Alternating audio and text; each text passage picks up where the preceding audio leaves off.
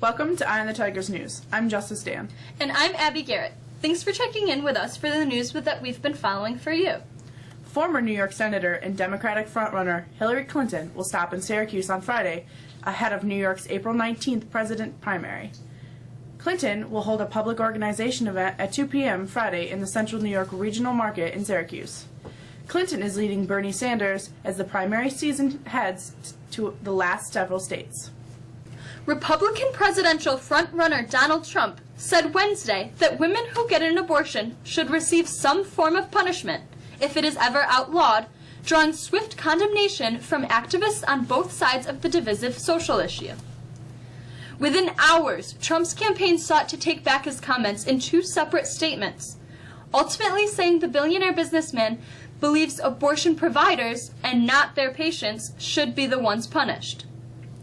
Trump's original remarks about abortion came in a heated exchange with MSNBC host Chris Matthews at the Wednesday afternoon taping of a town hall in Green Bay, Wisconsin, scheduled to air that night. Matthews asked Trump whether he believes abortion should be outlawed. After an extended back and forth, Trump said, "You have to ban abortion, and there has to be some sort of punishment for women who violate such a restriction." New York State will provide up to $30 million to communities that lose property tax revenue because an electric generating plant closes if the state legislature approves the state budget bill printed Wednesday, according to Syracuse.com. The state funding will be available for counties, cities, and towns, and school districts to replace property tax paid by electric generating facilities that close on or after June 25th of 2015. According to the budget bill, this is unclear if the bill could benefit Oswego County communities and school districts if Energy Corp proceeds with its plans to close the James A. Fitzpatrick nuclear power plant in 2017. About half of the 615 workers at Fitzpatrick will be laid off when the plant shuts down in January, according to Entergy. The plant is part of Mexico School District. The FBI agreed Wednesday to help an Arkansas prosecutor unlock an iPhone and iPod belonging to two teenagers accused of killing a couple just days after the federal agency announced it had gained access to an iPhone linked to the gunman in a mass shooting in California. Faulkner County prosecuting attorney Cody Highland said the FBI agreed to the request from his office and the Conway Police Department Wednesday afternoon. A judge on Tuesday agreed to postpone the trial of 18-year-old Hunter Drexler so prosecutors could ask the FBI for help. Drexler's trial was moved from next week to June 27th. Drexler and a 15-year-old Justin Staten are accused of killing Robert and Patricia Caudill at their home in Conway, 30 miles north of Little Rock, in July. The Caudills had raised Staten as their grandson. The FBI announced Monday that it had gained access to an iPhone belonging to Saeed Farouk, who died with his wife in a gun battle with police after they killed 14 people in San Bernardino in December. Demonstrators protesting the decision not to charge two Minneapolis police officers in the killing of an unarmed black man have made their way to the police precinct. About 200 people stood outside the 4th Precinct Wednesday night. The atmosphere was mostly peaceful, but several protesters burned an American flag on the sidewalk. Officers could be seen on the roof of the building, but police did not directly engage with protesters. The precinct was the site of an 18-day encampment after November shooting of 24-year-old Jamar Clark. Later Wednesday, the group marched into the site of the shooting. The size of the crowd dwindled as the night went on. The fate of North Carolina's new law aimed at restricting restroom use by transgender people could be determined in Virginia, where a school board has ordered a teenager to stay out of the boys' room. The 4th U.S. Circuit Court of Appeals in Richmond could rule any day now in the case of Gavin Grimm, who was born female but identifies as male. Grimm says he has to take a quote-unquote walk of shame to use a restroom at Gloucester High School. Whatever the judge decides, the impact will be far more sweeping than what Grimm envisioned when he challenged the policy last year. North Carolina's bathroom bill was unveiled, debated, and signed into law in a single day last week, 2 months after the appeals court in Richmond heard arguments in Grimm's case. Today's odd news of the day comes from Mississippi, where officials say a family dog recently came home with more than a bone or toy to play fetch. The pup had a bag of marijuana. According to the police, the homeowner told deputies that when his dog came home with a big bag, he initially thought it was garbage, but he inspected it and found that it contained a leafy substance that smelled like marijuana. Authorities say they recovered about a pound of the drug. How or where the dog got the bag from is unknown. Winter looks like it wants to make at least one more appearance. Here's Bree with the forecast.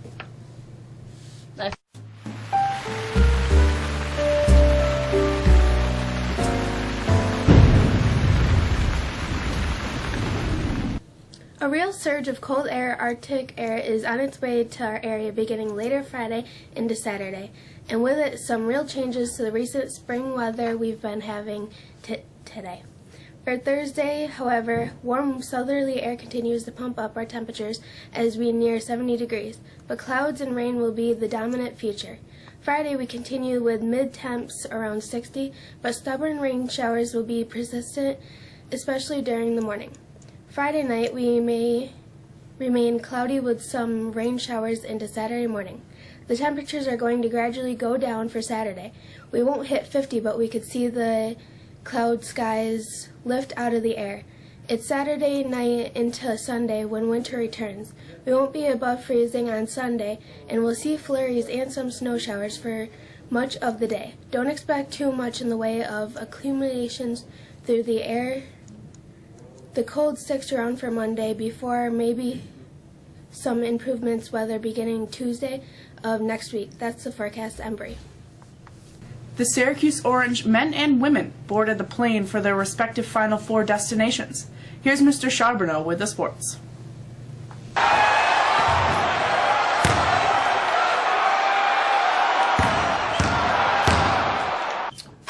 That's right, Justice. The SU Orange men and women did indeed begin their Final Four trip yesterday afternoon, boarding their respective planes.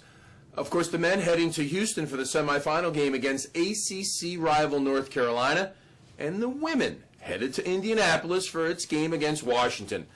The men's game is Saturday, tipping off around 9:40 on CBS, and the women will tip at 8:30 on ESPN.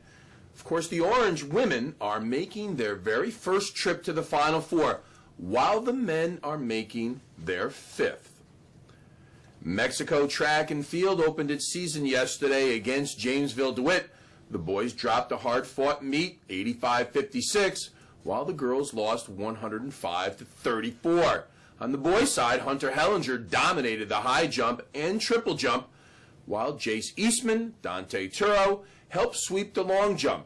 Justin Gardner took a strong second in the 110 hurdles, and senior Aaron Shoplin easily sped to victory in the 800 meter. Additionally, Nick Galuzzo took first place in the shot put, and Jason Ray and Noah Galuzzo both excelled in the triple jump. The 4x1 team and the 4x4 team both took fourth place. And lastly, Logan Burrows made his competition look childish as he finished first in the 100 and 200 meter races. Yankees reliever Andrew Miller is going to see a hand specialist after he broke his non-pitching wrist when he was struck on the right arm by a line drive in the 7th inning of New York's 2-0 win over the Atlanta Braves on Wednesday. The left-hander threw his glove and walked into the Yankees dugout after a pinch hitter comebacker went off his arm, just above the wrist. X-rays were negative, but a CT scan revealed a chip fracture. Of course, the Major League Baseball season gets underway officially on Sunday, with the highlight game coming Sunday night in a World Series rematch between the New York Mets and the Kansas City Royals. And that's it for sports. I'm Michael. A look at the calendar shows that the third quarter marking period ends next Friday, the 8th. AP students must attend a meeting to fill out a pre-administrative material. The meetings will be held Tuesday, April 12th at 7:30 a.m. and Wednesday, April 13th at 2:10 p.m. in the Hungerford Library. Sports physicals will be held in May. This physical will provide the student athlete to participate in fall, winter, and spring sports for the entire 2016-17 school year. And finally, it's time to order yearbooks. Yearbooks are now $60, and there are fewer than 100 left for sale. Hurry and order online from johnsons.com. That's all for us. We hope you've had a great day. For the staff of Eye on the Tigers News, I'm Justice Dan. And I'm Abby Garrett. Look for us again tomorrow on Friday.